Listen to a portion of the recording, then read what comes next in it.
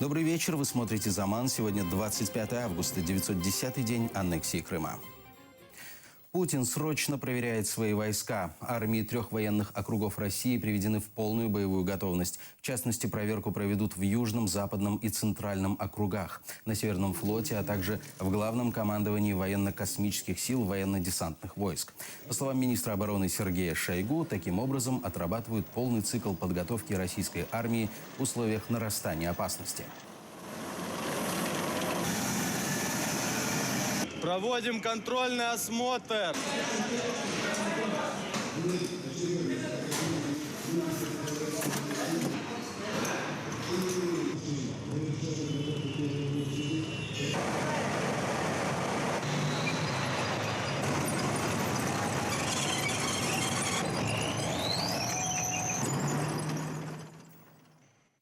Заместителя председателя Меджлиса крымско-татарского народа Ильми Умерова посетил крымский архиепископ православной церкви Киевского патриархата Климент. Родственники Умерова считают, что этот визит должен стать примером для крымских мусульманских религиозных деятелей, которые и словом не обмолвились в поддержку крымских политзаключенных. Я не вважаю, що це є політика. Це просто підтримка людини, яка свого часу мене підтримала. Ага, їх зараз нема.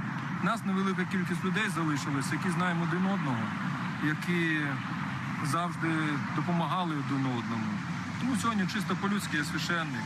Я просто людина, яка мені близька, якої я хочу просто допомогти чимось. Просто бути рядом тоді, коли тяжко. Адвокат Марк Фейгин не прекращает отстаивать интересы Ильми Умерова на международной арене. По словам Фейгина, он с коллегами пытается дать широкую огласку решению о принудительном прохождении психиатрической экспертизы. Жду с минуты на минуту заявление Human Rights Watch, которое мы, естественно, передаем в Конгресс США. Там ходит наш человек, который в Конгрессе, значит, встречается с конгрессменом, говорит, давайте резолюцию сделаем Ильми Умерова, да, и обратимся с ней. Ровно то же самое делает Козловская в Европейском парламенте. В пятницу в Киеве на Майдане Незалежности состоится акция в поддержку Ильми Умерова. Решение подвластного России суда еще не вступило в силу, однако Ильми Умерова уже направили в психбольницу, где его здоровье значительно ухудшилось. 2,5 года прошло, мы видим систематически не только унижаются, а уничтожаются вообще все видимые и невидимые, даже те тоненькие нити, которые связывали материк с полуостровом. Крымские татары, так получилось, что единственное связующее звено, единственное украинское звено в Крыму, которое держит эту оборону. Оборону украинскости, честности, порядочности, совести Украины. Поэтому всем тем, кто сейчас держит честь и совесть нашего народа в Крыму, и подвергается всяким унижениям, оскорблениям, мы посвящаем завтрашний митинг. Все, которые находятся здесь, на материковой Украине, чтобы мы не рассредотачивались, чтобы мы не теряли связь с Крымом, должны завтра прийти. Я призываю всех украинцев, которые считают, что не на билборде, а на деле реально Крым – это Украина. Мы должны прийти завтра на Майдан и поддержать всех тех, кто борется за Украину в Крыму, находясь. Завтра в 16:00 будет происходить митинг. Придите. Если даже нет плаката, возьмите флаг украинский или крымско-татарский, придите и будьте вместе с нами там завтра. Украина забыла о своих заключенных, находящихся в российских тюрьмах. Об этом сообщил адвокат Марк Фейгин. В частности, он считает, что в ближайшее время украинские заключенные не вернутся домой. Речь идет об Олеге Сенцове, Александре Костенко, Валентине Выговском, Хайсере Джемилеве, Станиславе Клыхе, Александре Кольченко, Александре Малафееве и Алексее Черние. По мнению Фейгина, о них нужно чаще говорить в СМИ, а украинские власти должны позаботиться об их освобождении. Я считаю, что для того, чтобы добиться успеха в обмене, в вопросе обмена Сенцова и Кольченко, вопрос должен постоянно находиться в международной повестке переговоров с Россией. Где он не находится? Это не только, конечно, и не в последнюю очередь необходимая функция главы государства Украины и внешнеполитического украинского ведомства, но в том числе и тех, кто защищает интересы этих людей здесь, в России, адвокатов. Роль адвоката в этом смысле незаменима, поскольку он имеет прямой контакт со своим подзащитным, который уже осужден. И этот вопрос необходимо не понижать градус этого вопроса, а наоборот повышать постоянно. Если этого не будет происходить, то это и не будет находить своего решения. Александра Кольченко поместили в штрафной изолятор. Об этом сообщили члены наблюдательной комиссии в Челябинской области Николай и Татьяна Щур. После возвращения из тюремного госпиталя, где он проходил обследование, Кольченко практически сразу поместили в ШИЗО за нарушение формы одежды. Постирав свой бушлат, он вышел в локальную зону в майке и шортах. Сейчас киевские активисты проекта «Без границ» проводят на Почтовой площади акцию в поддержку Олега Сенцова и Александра Кольченко. О цели акции рассказал координатор проекта «Без границ» Максим Буткевич. Поскольку 25 числа прошлого года был вынесен абсурдный приговор Олегу Сенцову и Александру Кольченко, чтобы не повторять российское правосудие, у нас не будет приговора, но у нас будет обвинительное заключение в адрес тех, кто этот приговор вынес, начиная от недопуска к правосудию и заканчивая созданием террористической организации и развязыванием агрессивной войны. Это то, в чем виноваты люди, которые осудили наших ребят на 10 и 20 лет строгого режима. Рано или поздно, мы верим в это.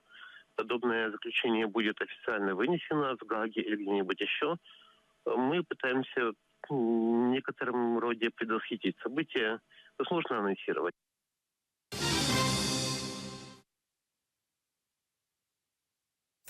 В Крыму после долгой болезни умер экс-председатель Евпаторийского регионального меджлиса Нарим Ашуров. Ему было 65 лет. Похороны состоятся завтра в 14 часов в Евпатории в районе Исмаил-Бей на улице Хайтарма, дом 71.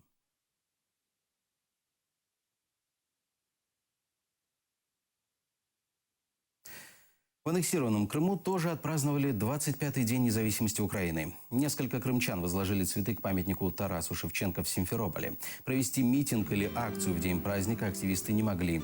Оккупанты заранее предупредили проукраинских крымчан о недопустимости массовых мероприятий. Во время возложения цветов за активистами внимательно следили правоохранители.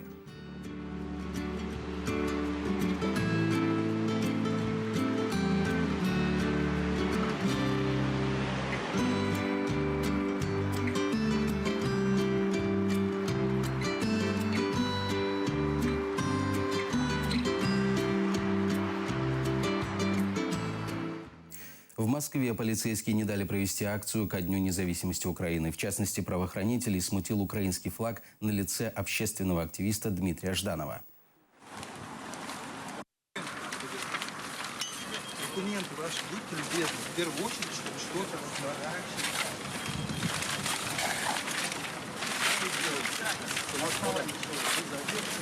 На самом деле, вы представили, статья 5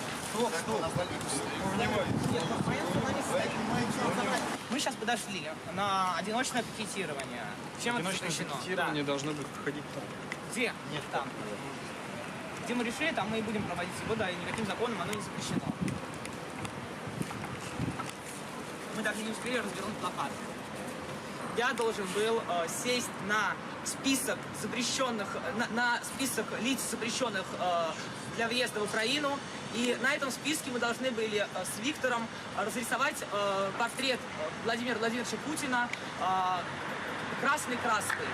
Такие лицемерные люди, как депутаты, всякие актеры, говорят, что, например, Украина плохая или, например, тот же Евросоюз.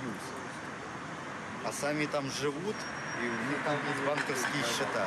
Украина – это та страна, и жители этой страны боролись за право говорить, за право жить в той свободной стране, в которой они хотят, в той стране, которую они считают своей. Поэтому с Днем независимости Украины. Он захватил банк, чтобы обратить внимание российских властей на проблемы малого бизнеса. Предприниматель Арам Петросян вчера захватил помещение банка в центре Москвы и взял 4 заложников, которым угрожал взорвать себя. После долгих переговоров он сдался правоохранителям. Свои действия объяснил отчаянием из-за банкротства и нынешним состоянием финансовой системы России. Перед тем, как пойти на этот шаг, Петросян записал видеообращение к Путину. Донести до вас, до широкой огласки, что есть большая, огромная проблема в России. Это как холера, это как чума, это как бич как гнет оседлал на большинство нашего народа. Речь идет о банкротстве юридических и физических лиц. Есть эта проблема. Вы знаете, что есть. Но мне, поверьте, терять нечего. Все, что было, я уже потерял. Вам ваши помощники, эти советники, которые уйма зарплат получают, вам не докладывают, что творят эти коллекторы, что творят эти приставы, так называемые менты, чиновники. И еще, боже упаси, это вообще уже криминальный мир. Ведь если это источник у них доходов.